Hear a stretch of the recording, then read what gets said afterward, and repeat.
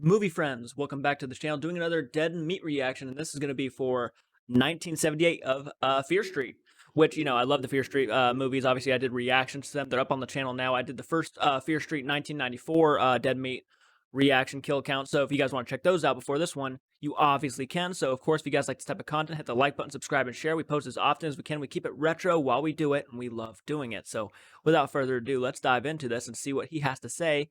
If I had to think back on 1978, I would probably pick as my favorite kill. I'm feeling, fuck it. We're just going to watch and see where this goes. Now.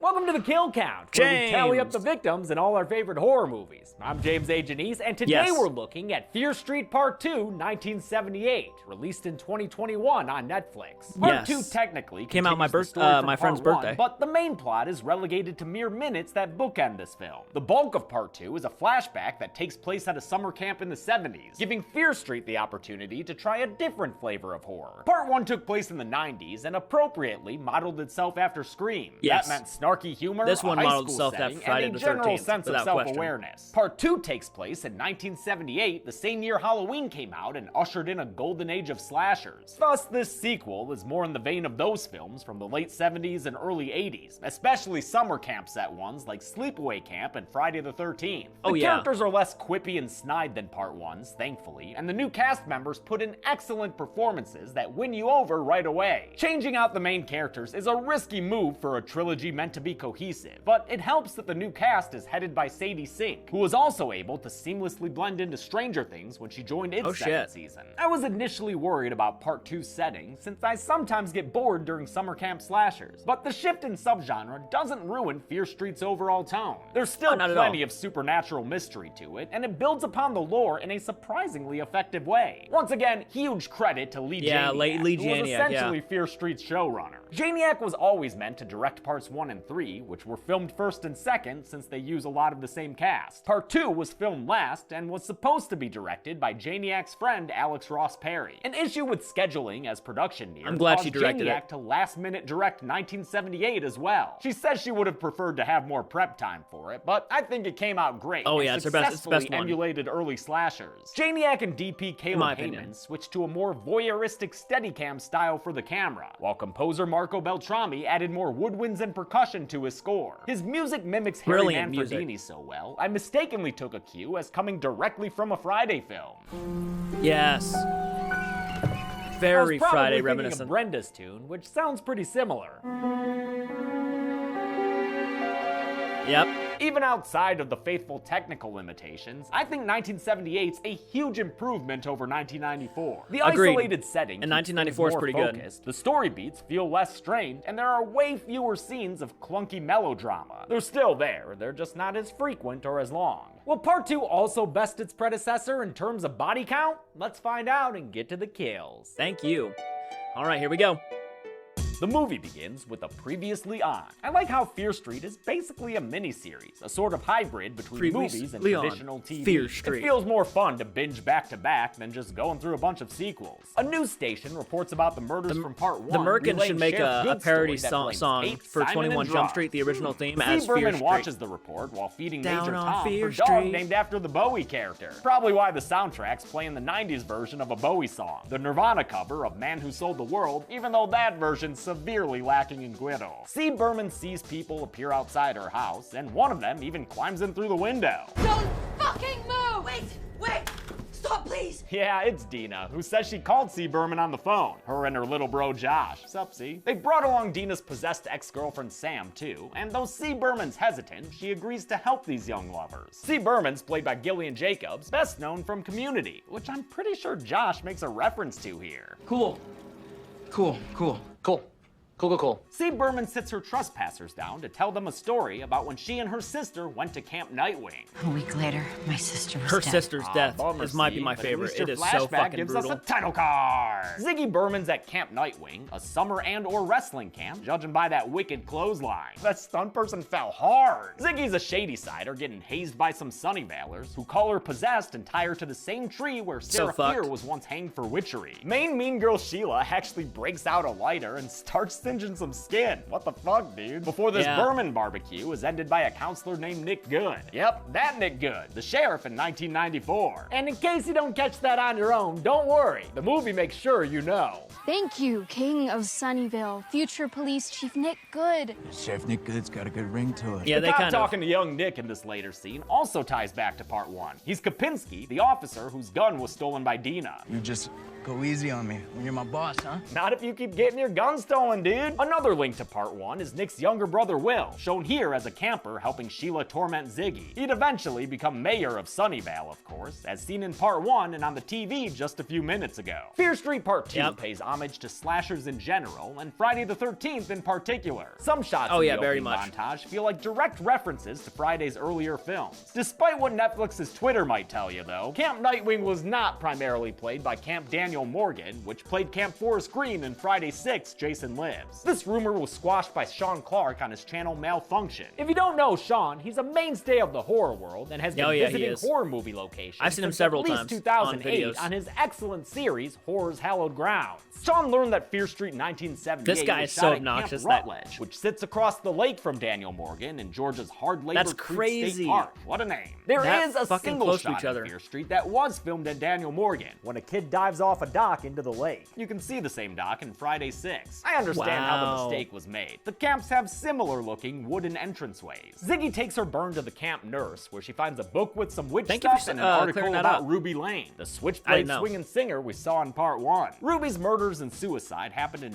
1965, and 13 Ruby years is one later, of the her mother, creepiest. Nurse Mary Lane, is still reeling. Nurse Lane swears her daughter was a sweet, normal girl before her psychotic break and/or possession by witch. Before things can get too spooky with Nurse Lane, Ziggy's found by her older sister Cindy, played by Emily Rudd. Cindy's a camp counselor who's always trying to do what's right, like clean up the camp's weird red moss with her boyfriend, fellow counselor Tommy Slater. Hey Tommy, what if we kissed in front of the weird red moss? Maybe even some grab ass? Whoa dude, it's not a stress ball, calm down. Cindy Berman's a classic final girl type, which earns her derision from her sex-having, Yeah, dope-smoking, Alice might be one of my Runaways favorite listening characters. co-counselors Alice and Arnie. We don't want to corrupt her virgin ears. Alice is played by Ryan Simpkins, whose younger brother Ty was Easily. seen in Jurassic World. shit. While director Lee Janiak gave all the They kinda actors look similar, playlists of too. 70s songs in order to help familiarize them with the era they'd be depicting. She's Simpkins easily my did favorite extra character credit for their in character part 2. Alice. They put together a punkier playlist and modeled themselves after counterculture figures like Joan Jett, Debbie Harry, and of course David Bowie. Alice's Yep. bad reputation puts her at odds with her ex-childhood friend Cindy, whose desire to do good also causes friction with her sister Ziggy. Ziggy's more like part 1's Dina, a negative Nancy who says that Shady-siders are fated to live in eternal misery. That's anathema to Cindy's outlook. She thinks that by working hard, she can make something of herself and get out of Shadyside. Cindy and Tommy are having tea time with the Tillerman when Nurse Lane comes in and says she saw Tommy's name on a wall. One way or another,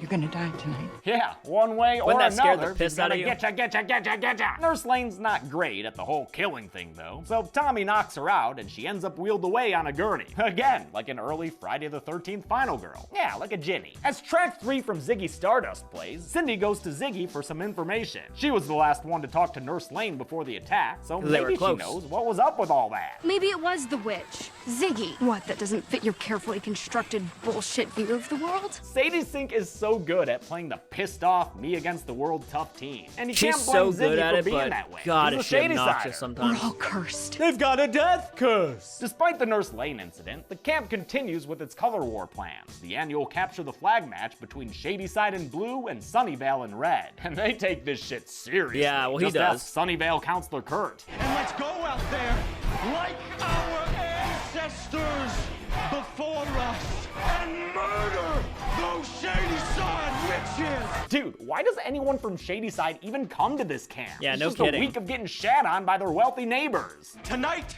is Sunnyvale versus Shadyside. It is good versus evil. What, are they trying to earn a merit badge in being othered? With some Kansas and some face paint, this color Insanity. war's ready to go. Tommy's not ready to carry on though, son. He can't rise above the noise and confusion in his head. Cindy takes Tommy to the nurse's office, hoping to find a clue as to why Nurse Lane attacked him. Huh, could have been drugs, could have been witch stuff, who's to say? The couple runs into Alice and Arnie, looking to steal some drugs. And then they're gonna but go they find the settle on witch's reading from the scary cabin. old book that talks about Seraphir's curse on Shadyside. The curse will last until body and hand unite.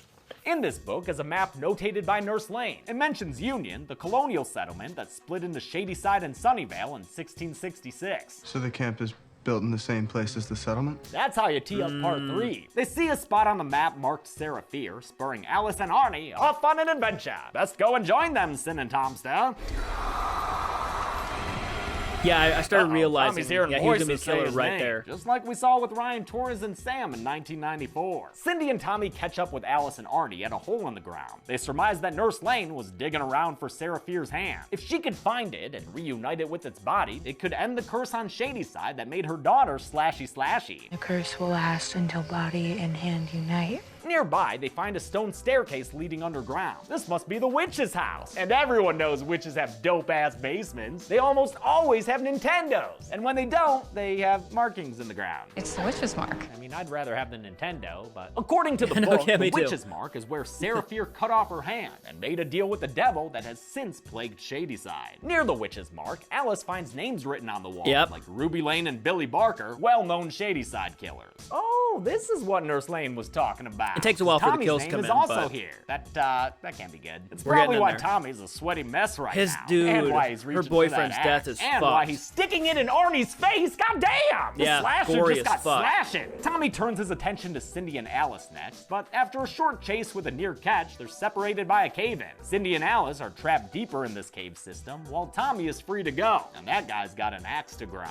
Back at Yeah, camp, he does. Nick Good catches Ziggy as she's plotting Dude, it was a revenge against crazy Sheila death. for vandalizing her bunk. She's planning on doing a Carrie-style bucket dump with red paint. Instead of reprimanding Ziggy, Nick chats Stephen King and offers to help. Together, they use a forged note to lure Sheila out to the bathroom, then dump a bunch of bugs on her and lock her inside. Haha, bug muncher. This kicks off a bonding session Good between prank, the and it's harmless, Shady-Sider and the Sunnyvale. depending on what you and put you in the can bucket, tell they're but- about to be star-crossed lovers when Lou Reed starts singing Sweet Jane on the soundtrack. After all, the Cowboy Junkies cover of this Velvet Underground song is what played during Part 1's lovemaking sesh. Maybe Oh shit, it is, isn't it? 1666 gets the Mata Hoople version. Their foreplay comes in the form of backstory. Ziggy says her life sucks because she's a Shady-Sider, and Nick bemoans the pressure he's under as the first son of Sunnyvale's leading family. Being the heir apparent isn't always easy either. This is great characterization to give to Nick Good. He wants to be weird and frolic around with this Shady-Sider, but he has a duty to his family in the town of Sunnyvale. Yeah, it's This what makes turned him stuff that into a happens rotten later mother compelling and trucker. tragic. Right now, though, Sweet Jane is doing its thing, and Ziggy and Nick cross enemy lines to swap some spit. The color war rages on, with Shady-Sider Jeremy acting as Team Blues jailer to some Poor captured Jimmy, Red Team man. Sunnyvale. Poor Jimmy. Jeremy's played by Dylan Gage, Jeremy, who Jeremy, appeared Jimmy, in an episode Jeremy. of Stranger Things, but who I know from Pen 15, one of my favorite comedies. That's why I feel extra bad for him when he gets Yeah. named and loses his captives. And it's why I feel extra bad for him when Tommy shows up and freaking murders this kid. Holy shit! I keep telling y'all, Fear Street don't fuck around. Jeremy's body No, is it found by doesn't. the other campers and counselors, setting off a panic that recalls everyone to the But I mess love it. hall. Cindy and Alice are I love still it. trapped underground, and one of them isn't all that optimistic about getting out. We're gonna die down They here. obviously didn't show Jeremy Just like die Though because navigating he's a these kid, tunnels but proves tricky at first, Cindy figures Still, out that the from witch's what they did mark show, you doubles could tell as it a was map brutal. of this cave system. They follow it to the center where things start getting nasty. Oh shit, really nasty, dog. What the fuck is that thing? Let's get out of here. Yeah, dude, fuck this creepy bug brain. Alice can't help but touch that cave meat, and when she does, she gets a flash of past Fear Street. Is that a numbers brain or a that heart? already went I on always thought part it was a one skill heart. count, so I won't double count them here. Alice also sees a vision of a super bloody Cindy, which sends her running away until she falls and breaks her leg. Since Alice and Oh, Cindy fuck, that haven't made hurts. their way to the mess hall, Nick tells Ziggy he'll go find her sister for her. He volunteers Oscar from Shadyside counselor 2018 Gary to Halloween. help as well. I love that And actor, love he's Gary's fantastic. reaction to that glimpse of romance he gets. Hey, you realize that's a camper, right? Gary's played by Drew Scheid, who was Oscar in Halloween 2018. Allison's friend, who had the motion sensor scene with Michael Myers. Speaking of Halloween, One of the 1978 craziest cool continues skills in its that movie. honoring of slashers with a scene involving sex, drugs, and a killer point of view outside the window.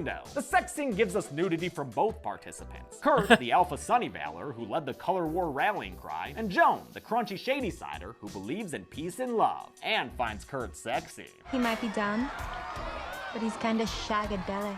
Since he makes her horny, baby, they get their shag on. After they're done and Kurt leaves to wash up, Tommy Slater appears with a Tell punishment anybody, for I'll kill Joan you. being What did he naughty. say, something like that? He violently hacks her to death with his axe. Yeah. Good thing she came to camp prepared with some strong-ass double-sided tape. Cindy catches up with Alice and mends her broken leg and their broken friendship. She does so by admitting she's just another shitty shady-sider, no matter how hard she tries to prove the curse wrong. I told myself if I was perfect, if I did everything right, that's so sad. I could beat it. This sentiment is familiar. In part 1, Dina accused Sam curse. of trying to escape Shadyside's curse by Because moving of away. the other fucking Shadyside and Sunnyvale, dumbasses over history there. is always repeating itself. Specifically Cindy a notices specific that weird person. red moss on the cave wall, indicating they might be by the outhouse where she got her shirt stained and her butt groped. To the horny toilet, onward! Nick tries to gather up the remaining campers, but the shitbird Sunnyvale red jailer demands his Shadyside blue captive stay put. Dick. After he leaves to see what's going on, the prisoners meet Sad. Warden Tommy Slater. This is sad. Who slaughters these Shadyside kids off screen. Although I only see 3 of them here in this shot, I hear 4 axe strikes, and later Nick mentions finding 4 bodies. So I'll use the names he says at that point and assume there was a 4th victim just off screen. Ziggy realizes she left Sheila locked inside the buggy bathroom. That would've When sucked. she gets there to let her out, Sheila attacks her. Their struggle is overheard by Cindy and Alice. Sheila would've as been they fine, follow 'cause the she's moss not to a the camp's Shady-sider, shit cans. Yo, no one noticed the toilet holes led to like a cave system? The fight between Ziggy and Sheila also Good brings point. Gary around, so he's there when Ziggy discovers My that her sister's in the sister's toilet. now living her life as a toilet lady. My sister's in the toilet. What? They lower a rope and bucket down and start pulling Alice up. Damn, Gary, do Tommy? work, son. Oh, shit, Gary, watch out. It's Tommy Slater. Oh, and off goes his head with an axe. Fuck yeah, I love a good decapitation. Oh, and then his headless body falls and lands on top of Alice. Sick. Ziggy flees pretty Tommy's good. axe strikes and death glares and runs Damn. into the woods until Tough. she comes across Nick. They hide in the science and nature cabin. Then Nick tells Ziggy that Tommy must be some kind of psycho. But Ziggy knows Tommy and says he's really a good guy, so she blames his behavior on possession by Sarah Fear. That's not real, Ziggy. It's exactly what a Sunnyvale would say. Thought you were different. Whatever the matters with him, Tommy's quite the determined feller. He punches his way inside and starts stalking them with an axe. But don't even think about killing that snake for real, brah. No need to pay homage to Friday and that He lets way. it out. Not even when it ruins a take by spiking the camera. You know, he broke the fourth wall. Tommy grabs Ziggy and swings his axe towards her, but Nick saves her and takes the blow on his leg instead. Tommy ignores the good boy, though. He's only interested in Shadyside prey. Literally everyone he's killed so far has come from the Blue Brand roster. Alice and Cindy find themselves stuck in the damn caves again, a setting that sticks around a bit too long, in my opinion. Alice figures out there might be an exit at the mess hall and sends Cindy ahead without her so she can save her sister. Ziggy's gonna need that saving too. God, all the other campers just one of the pieced most out on a brutal bus. scenes Once are again, coming up. gotta question the bus driver here. They didn't see or hear the teenage girl screaming behind them? Thanks a lot, bus driver. If Tommy catches her, that blood's on your hands. Ziggy runs into the mess hall and hides in the kitchen, leaving a trail of Love footprints to this part. intentionally lead Tommy past her hiding spot. Kinda like what Danny Torrance did to Jack in The Yeah, Shining, which yeah. I was also reminded of as Tommy hacked away at the door with an axe. Ziggy manages didn't even to notice stab that. Tommy, but he fights back and overpowers her. Once again, Ziggy's struggle is heard by a subterranean Cindy, who has reached the mess hall from the caves and is trying to kick her way out through the floor vent. During their fight, Ziggy slips a potato sack over Really Tommy's cool head, way. giving the Nightwing Killer the appearance he had in Fear Street Part 1. This itself is a reference to Friday the 13th Yes. Part 2, back before Jason Voorhees made Really the hockey cool team, way he but got the still mask, had too. to cover up his face. Tommy's actor McCabe Sly plays the masked Nightwing Killer in Fear Street The Part blood 2, but his stunts sticking were to his performed face. by Lloyd Pitts, who played the killer in the 1994 storyline. Also, I've got to shout out Cindy's actor Emily Rudd. I saw an interview where she mentioned Lloyd Pitts by name when talking about acting with a stunt performer. Actors don't always mention stunt performer names, so good on you, Ms. Rudd. Before the Nightwing Killer can turn Ziggy into Stardust, he's stabbed in the back give by credit Cindy where credit's Gorman with due a to your knife. stunt Although we performers. know They he do the comes shit back that, later as an you know, undead you killer. don't I'm have to counting do. this I as mean, it's Tommy crazy what Slater's they go human through. life ending. The sisters hug and Cindy apologizes for ever doubting Ziggy's Shadyside mantra. Everything is cursed. Ziggy apologizes for being kind of a dick, giving us a harmonious, happy ending. A Hey, good- Alice, get well- up here and join in on the happy ending. Alice says she has a way to make this ending even Alice's happier. death After is Cindy ran fucking off in the sad. tunnels, she found more clues in the witch book. That And caused the her hand. to dig beneath the red moss. And you know what she found there? Sarah friggin' Fear's friggin' hand. And remember what they keep saying about that friggin' hand? The curse will last until body and hand unite. That means they can end Shadyside's curse of murderers by burying that hand alongside Sarah Fear's body. Better make sure they take care of it. Damn it, Ziggy, watch the blood! Yeah, they always bleed on the fucking shit. Good job, you bled on the cursed hand. Ziggy says she saw Sarah Fear, just like Sam did after she bled on the bones in part 1. I saw the witch. Part 2 shows us what happens after blood hits the bones. She was there. We zoom down into the cave system and watch as that pulsating heart of Sharks, darkness making spits all out a these being fucking made of black goo. This is how the killers of Shadyside's past are reformed and brought back to life, which means the late Tommy Slater gets Crazy, an immediate second chance to do some more killing. There you go, Tommy. I knew you weren't one to waste a good opportunity. You're doing great, man. You're like zombie That was Jason so sad. now. Try not to listen Alice's to the death. haters. Oh, snap! You lost your head, Tommy! That's not very zombie Jason of you. Love Still, that. Zombie Tommy's slashing wasn't in vain, as Alice succumbs to her wound and bleeds to death on the mess hall floor. The sisters hear That's a so familiar sad. song coming out the cave.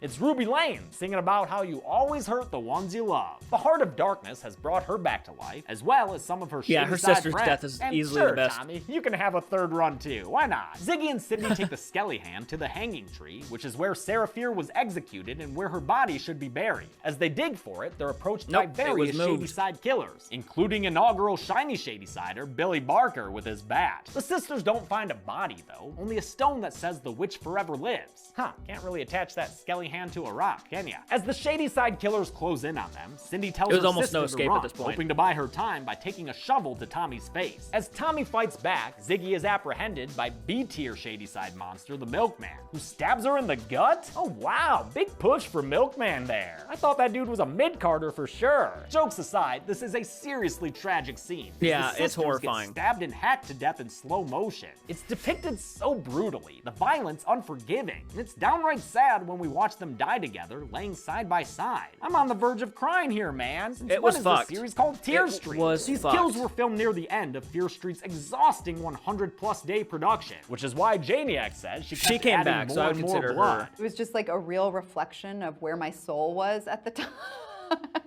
At least the fake blood God. tastes like mint. Sadie Sink actually said she liked it. It's actually really nice. With Ziggy dead, the killers disappear, since it was her blood on the bone hand that brought them back. And just to make sure everyone understands, I want to clarify what we know about Shadyside killers so far. As Nurse Lane indicated, and as we saw in the tunnels, when a person's name appears on the wall by the witch's mark, that person becomes inexplicably violent and murdery. It happened with Tommy Slater tonight, and in the past happened with all our faves, like Ruby Lane and Billy Barker. Bleeding on Billy Sarah's Barker was bones, underrated. however, triggers a completely separate event, which we saw happen with Sam in 1994 and Ziggy a few minutes ago. When that happens, the Heart of Darkness spits out gloopy copies of past Shadyside killers. No matter what you do to them, they'll keep coming back and chasing the person who bled on the bones. The only way to get rid of them is for the bone bleeder to die, which is why they disappeared after Sam was drowned in part 1 and after Ziggy bled to death on the ground just now. But lest we forget, C. Berman is telling this tale in 1994.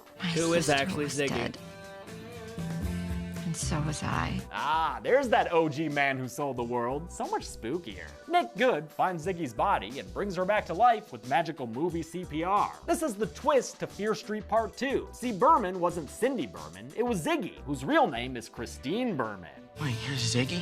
I'm sorry, how'd she keep that a secret while telling a 2-hour story? Did she speak in third person the whole time? Or that just doesn't make any fucking sense. In any case, Nick But we was let it able to slide, save 'cause it was Ziggy's cool. life. But Cindy, yeah, not so lucky. Ziggy tried to tell Cindy's everyone death about was the the zombie best kill. Shadyside killers, but no one believed her, not even Nick Good. You don't become sheriff talking about ghost stories. Oh yeah, that guy becomes the sheriff. I almost forgot. As our flashback concludes, we see 11 victims laid out in a row. Now, I've counted 12 kills throughout this episode, but I think Tommy's body is still running around. Ziggy was brought back to life, and we saw Cindy's body being carted away. That means I've only counted 9 of these victims, leaving me with 2 kills I need to add to the count to square up with this shot. This also jives with the newspaper article we saw in Part 1's opening credits. That mentions 12 victims, but an unknown killer. So 12 victims plus Ziggy plus Tommy equals 14. Present day Ziggy tells Dina and Josh they'll never be able to end the curse. They'd have to reunite reunite Sarah Fier's hand with her body, which wasn't under the tree like it should have been. But Dina and Josh know where Sarah Fier's body really is, sitting beneath some red moss on the side of the road. Now they just need the hand, which Ziggy and Cindy left beneath the hanging tree. That sends them to the Shadyside Mall, which was built where Camp Nightwing stood 16 years prior. You can actually see the tree in Part 1's opener,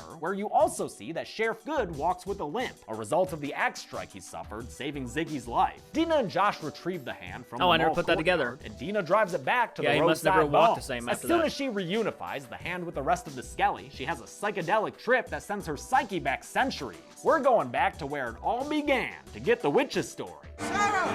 Oh, I can't wait for this kill Or count. at least we will next time. To be continued Next week. again. How many people left this camp at night on Wings of an Angel? Let's Shush. find out. oh Lord, he coming!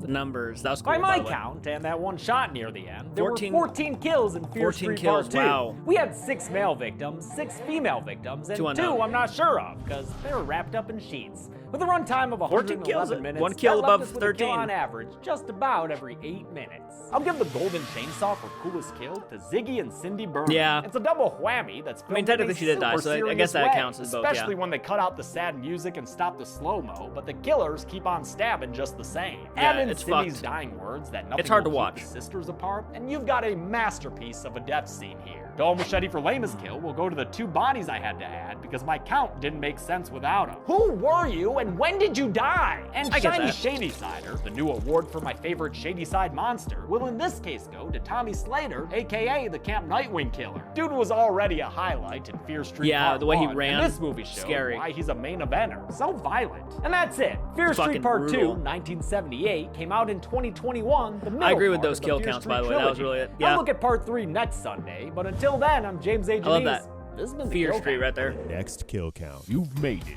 Killer Mom. Killer Mommy. You've suffered. Killer Mommy. One-eyed baghead. Okay.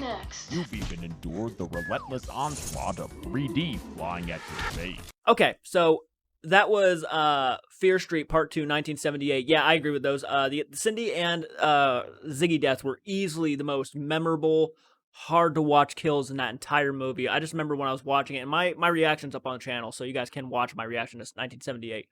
I remember watching that thing, and it was hard to watch. It was almost, I couldn't, like, look at it. Because the way they were just getting stabbed, it looked so real and so good. And these were, the idea that one of them was still, like, a kid, and the other one was, her older sister, and they're dying right next to each other, being stabbed. I couldn't think of a more horrifying situation or thing to be watching happening to your own sibling next to you while you're getting the same treatment. It was just, wow. And obviously, yeah, the kills that didn't happen on screen were probably the worst. Obviously, I would probably, I was going to say I would give it to Jeremy, the little boy, but Jeremy's death, even knowing you only see a glimmer of it, was still kind of brutal how it was performed, and you kind of get a sense of who Jeremy was, which made it almost more tragic, because Jeremy was a bullied kid, obviously, and he just gets brutally murdered by an axe killer. So yeah, that was brutal. I really love 1978. Big Friday the 13th fan. I don't know if you could tell by my rug, and I got Friday the 13th stuff behind me, but I love Friday the 13th. Camp settings are my favorite, so 1978 was already a hit and win for me. So guys, comment down below, let me know your thoughts. What was your least favorite and your favorite kill in 1978? I'm curious to know, and I will check you guys out in the next Dead Meat reaction if you guys are a big fan of my Dead Meat reactions. So if you're new to the channel, of course, subscribe, like the content, and until next time, movie friends, keep it retro, and I'll check you guys out in the next video. Take care.